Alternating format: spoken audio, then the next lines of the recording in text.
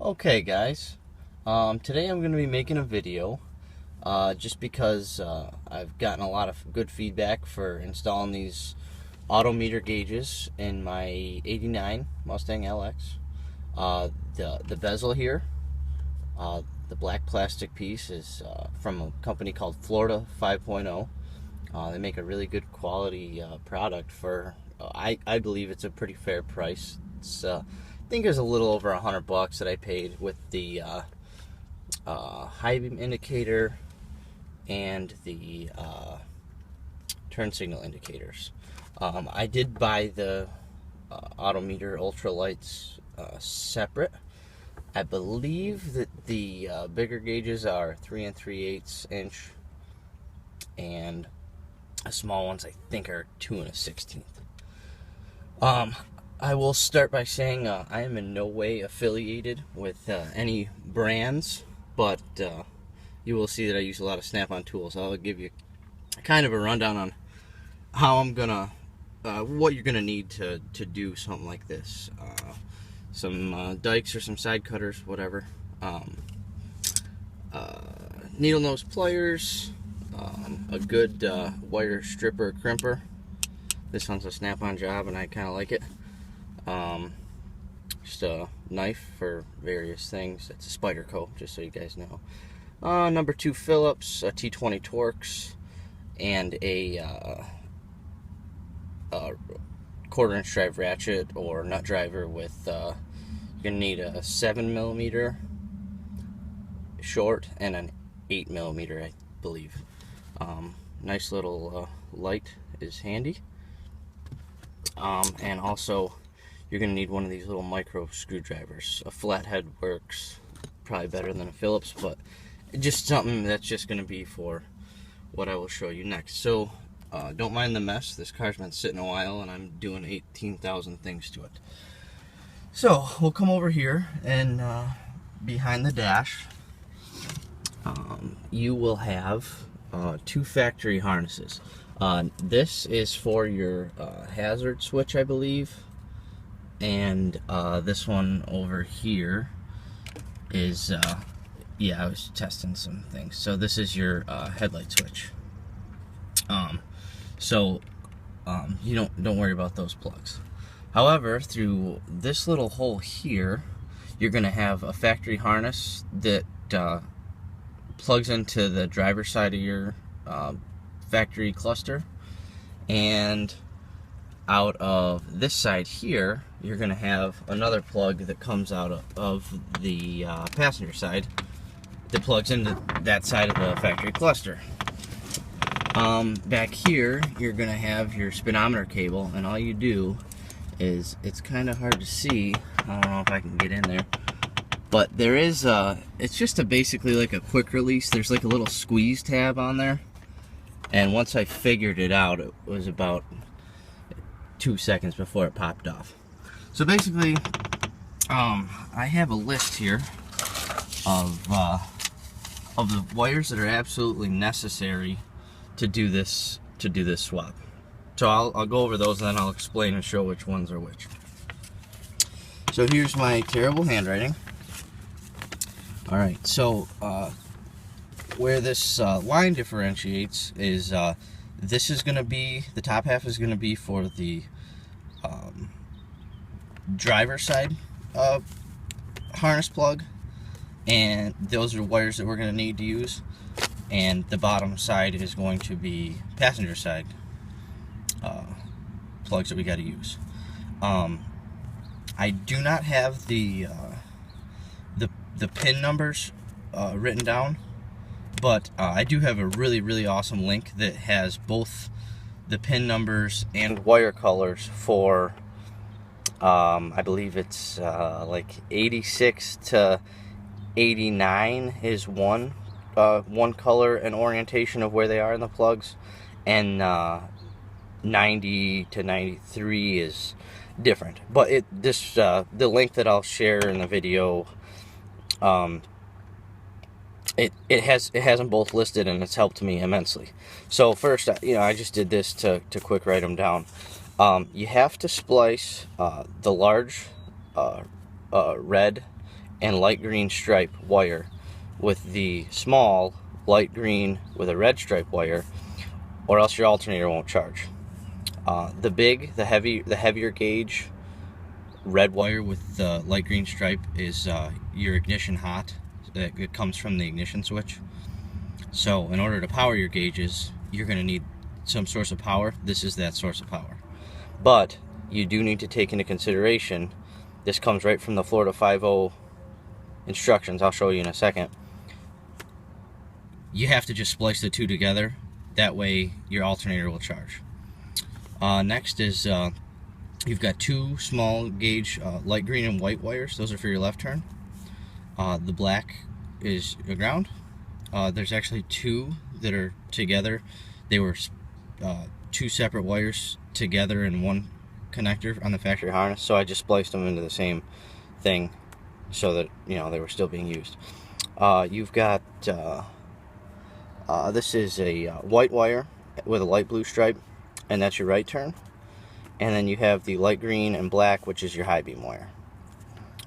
On the passenger side, you've got a yellow with a white stripe.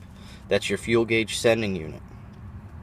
You got a black ground, which I did use, and you've got a light blue and red, which is for the panel lamps. So I will move up here and I'll just show you which one is which. What happened is I actually kept the factory harness, and I just tucked it back behind this dash, because if I ever sell this car for whatever reason and I want to put the factory cluster back in, I'd like to just be able to, you know, take these factory wires and install them back in the factory plugs. And honestly, I'm doing this because I can't find a video. I actually can't find a good video on how to do this, and I've been getting tons and tons and tons of questions on, you know, how hard it was. And you know, a lot of people are like, you know, real novice with electronics and it scares them, and I was one of those people. I mean, to be honest with you, I don't even like using these crimp-on tab connectors. If I could do this over again, and I believe, you know, it's mostly because I'm impatient, I would have went up, and I've heard that you can get them right at like Home Depot or AutoZone. You can get like a, you know, a factory style connector with the special, you know, crimp-on things that slide into the back of it, and it would have just made for a much cleaner install. But you'll never see it. It's not a fire hazard. It's all factory wiring. It's been, you know, it's all fused. It's all safe. I just think that if I would have went with the, you know, one single connector, it would have just gotten rid of the 5 separate wires, whatever. So, like I said, I still have both factory passenger side and driver side factory plastic harness connectors. They're just tucked away so you can't see them. All I did was take the wires that I've already listed, that, you know, I already had on that paper, the ones that I need. Those are the only. I just took them out with this little screwdriver here. You just you know, push it in on the little tab on the front side, and it'll pop right out the back. So yeah, I will add though, I am using obviously an aftermarket temp gauge, but I'm also using an aftermarket temp sensor. So I needed to run water. I ran a blue wire, and I passed this through a factory grommet. I didn't want to drill any holes in the firewall. Not that this is some show car, but I just ran a single blue wire it's open-ended on the other side, because that's gonna go to the temperature sender when I get the motor back from the machine shop. Anyway, also I am running I still gotta run this here, but this is for my mechanical oil pressure gauge that I'm gonna pass through that same hole. What I did is I followed the speedometer cable through the firewall, and I instead of getting up under the dash, I passed the wires through on the firewall side, and then I just found them with my flashlight and reached through this hole here and grabbed them. And so I didn't have to use any of the like the factory oil pressure sensor wire that's still in the, you know, that's still in one side of the factory plug, excuse me. And you know, so basically, you know, I'm pretty much at the bare minimum. And yeah, so we'll go through, I'll show you which one's which. This one, we'll start here. This is this heavier gauge, red with a light green stripe. That's your 12 volt from your ignition switch. Okay, this small one that's the same color, looks like watermelon. This is a smaller gauge wire, same colors. This is your power going to the alternator. Okay, or vice versa. One of the two is yeah, it doesn't really matter because they're now spliced together. I will say this though, I hate these quick taps available at your local AutoZone. I really don't like them. I just don't trust them. This isn't going to be someplace where it's obviously not going to get wet inside the car, but I have had these fail a couple times just due to corrosion, like on some fog lights on my truck, and they were taped off and heat shrinked. So I really don't like these, but I also am terrible at soldering, so this is going to have to do. Then I just I did all female connectors on the body side of the car. So then all the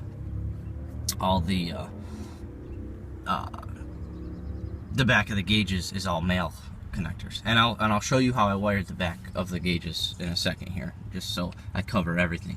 So here's obviously, okay, water temp. This is the ground that I'm using for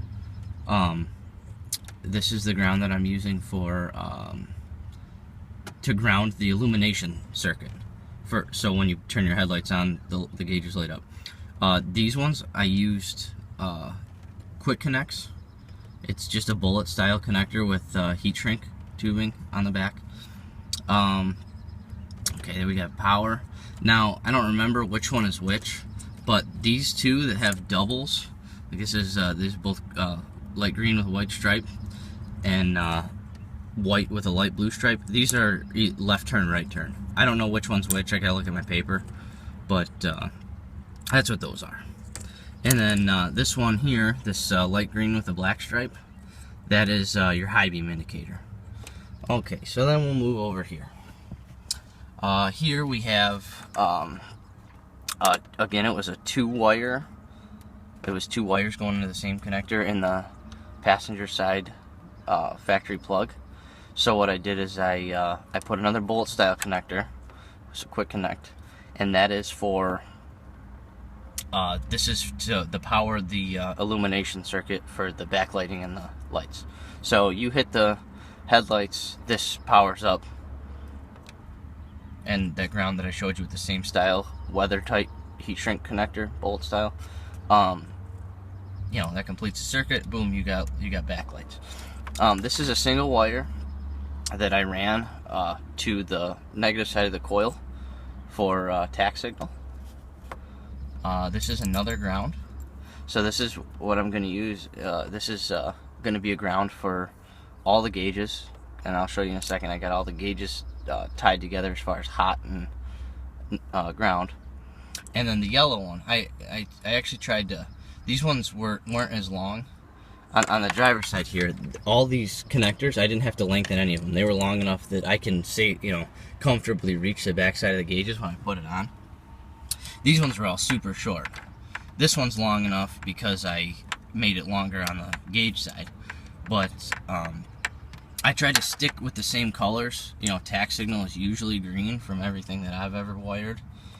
You know, black to ground, and then, you know, this was the factory fuel sending unit was it's a yellow wire with a white stripe. So I just added another yellow just to keep it so a little bit nicer. You know, when it comes to, you know, if somebody else gets this car, they're not like having a meltdown. Because this car was a pain in the ass enough with other wiring. The other thing you will need if you're running a mechanical speedometer from an autometer is you're going to need this adapter here. This little billet aluminum adapter. This combined with another piece that I'll show you on the back of the gauge. You have to cut the little, there's a little tit on the end of this factory speedometer cable. You got to cut the point off it for some reason, and then you got to slide this bad boy down there, and then this is going to slide over the adapter. And I'm pretty sure that the factory cable is just too short or something. I don't really know, but you need that. You know, I got that also from Florida 5.0. This is a good illustration. You know, I'm trying to get. Sorry, this is like the first time I've ever made one of these stupid videos. I feel stupid doing it, but people got a lot of questions, and I did it. So, this is the adapter. See, this is the point that I was talking about, and you just got to lop it off with a pair of side cutters or whatever. And then here, you're gonna. This is like the new speedometer. It's got threads on the back. You're gonna put the adapter, then you screw this billet aluminum piece, and then the factory plastic lock is gonna slide right over and click on there. So I got that also from Florida 5.0. I think it was like 20 bucks. I will say, like, Florida 5.0, they make some really nice stuff, but I guess my old man called to order me the back, the 8, like the panel, whatever, just the black part empty. And I guess the guy just went off on some tangent about his political views. I mean, to each their own. I could really give a shit about politics, but I just think that's a bad way to conduct business. Not everybody feels the same way as you, and you know, if I would have been, you know, extremely biased the other way, as far as political views, I would have hung up on him and I would have said, screw you, I'm going to go to late model restoration and buy the same thing. But, you know, it's a small company, whatever. So, anyway, so these are the instructions that it comes with for just the plastic thing. And it just right here, it says, you know, this is just the thing that I was telling you about, where you got to jump the 12-volt ignition wire source to the light green and red wire. That'll energize the alternator circuit so that the car is charging. Okay, it says it on there. You won't forget. Like I said, you can just use one of those quick taps. Alright, so next, I'm going to move some of these tools. I'll show you what I did with the back of the gauge. The back of the gauges here. And, got $800 worth of gauges and $800 worth of snap-on tools sitting here. Alright, so back on the back side. Alright, so this is what I did. Basically, the white wires, I don't know why I had a brain fart when I did this. I made the white, I don't know if it's just because I got done wiring a bunch of electrical outlets in my house. I have no idea. But for some reason, I made the white the ground on for the illumination. Each light has just a, you know, quarter turn socket. Whatever. So I don't know why I did that, but either way, it doesn't matter. It works. It's an incandescent bulb. It's not polarity sensitive. So so I soldered all of the grounds for the illumination circuit, and I soldered them all here. And then I also added another like a pigtail with a bullet style weather tight connection, so that it's just a quick, you know, quick plug and play. Okay, so then on the other side of things, so the black on this circuit is actually power. So I know it's totally stupid. I have no idea why I did that, and I didn't even realize it until afterwards. Same thing, I joined them all together. I soldered them. I heat shrunk them, and then I taped them in electrical tape, just in case. Another weather tight bullet connector. All right, grand. That's